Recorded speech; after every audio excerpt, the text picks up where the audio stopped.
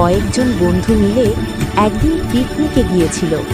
সন্ধ্যার দিকে হাসি ঠাট্টা করতে করতে তারা ভুল করে ঢুকে পড়ে এক পুরনো শ্মশানে। চারপাশে কুয়াশা, পোড়া কাঠের গন্ধ। হঠাৎ এক অচেনা লোক সামনে এসে দাঁড়ায়। তার চোখ দুটো অদ্ভুতভাবে ফাঁকা। সে ধীর কণ্ঠে বলে, এই জায়গায় বেশিক্ষণ থেকো না। এখানে এক মেয়ের প্রেম অপূর্ণ ছিল। সে বিশ্বাসঘাতকতায় মরেছে।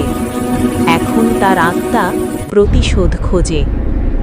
ভয় পেয়ে বন্ধুরা চলে যেতে চাইলে লোকটা ফিসফিস করে বলে, ও এখনো তোমাদের দেখছে। ঠিক তখনই শ্মশানের ভেতর থেকে শোনা যায় এক নারীর কান্না। পিছনে তাকিয়ে তারা দেখে সাদা শাড়ি পরা এক মেয়ে দাঁড়িয়ে, চোখে আগুনের মতো রাগ। বন্ধুরা দৌড়ে পালায়, কিন্তু সকালে ফিরে এসে দেখে শ্মশানে কোনো লোকের চিহ্ন নেই, শুধু একটি পোড়া সমাধি ফলকে লেখা, প্রতিশোধ এখনো শেষ হয়নি।